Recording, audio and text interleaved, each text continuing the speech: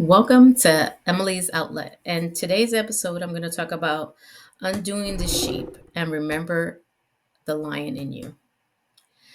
Let me say something that might shake you up a little bit. You don't need to become a better version of yourself. You need to stop being who you were taught to be. Because what if the version of you you've been protecting isn't even real? What if it's just conditioning?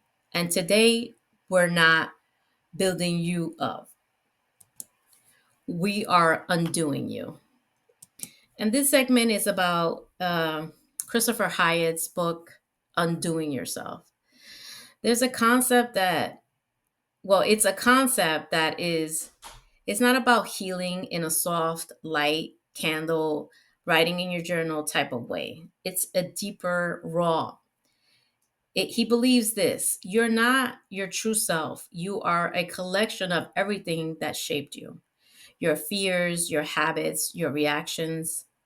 Most of it learned, passed down, and conditioned. So, if you want freedom, it's not about adding more to yourself. It's actually about removing what was never you, undoing the patterns, undoing the identity, undoing the story that people have been telling us who we are. So I'm going to share a parable about a lion and a sheep, and I'm going to break it down for you on how this relates to how we act as sheeps. So there was a lion raised by sheep. He lived like them, ate like them, and moved like them. And over time, he believed that he was one of them. Until one day, a real lion showed up, powerful, loud, and certain. And the sheep ran and scattered. But the young lion that thought he was a sheep stood there confused and said, "Why are you scaring us?" Because that's what happens when you've been conditioned long enough. Truth feels like a threat. The older lion looked at him and said, "You're not a sheep." But the young lion insisted and resisted.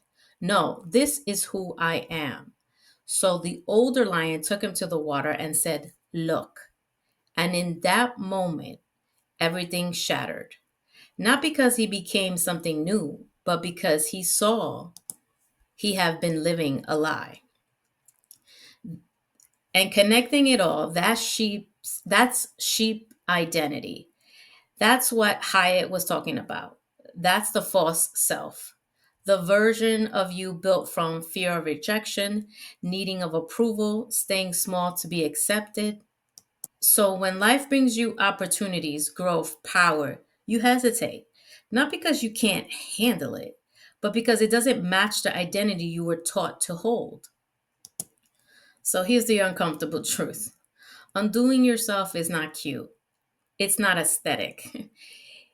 It's not a new morning routine. It's realizing people only love the smaller version of you. Realizing you've been playing roles your whole life. Realizing your comfort zone, it's actually a cage. And that moment when you start seeing it, that's your reflection in the water. And it's uncomfortable because now you can't pretend you don't know. So, what undoing looks like in real practical life. Undoing yourself sounds deep, but it shows up in simple ways. Catching yourself when you shrink in a room, questioning why you second guess yourself, speaking when you normally stay quiet, letting people misunderstand you instead of over explaining yourself. Because the truth is, a lion doesn't ask for permission to exist, and neither should we.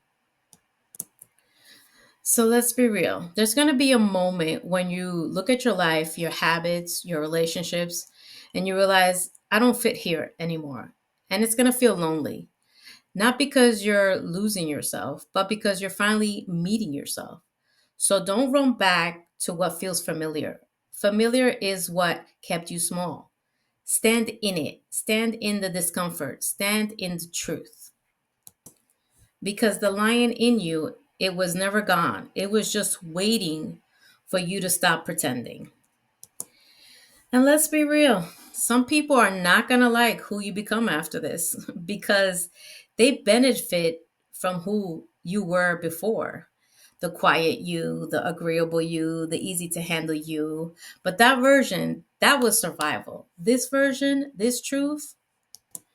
So if they call you different, if they say you change, if they say they feel uncomfortable around you, well, good.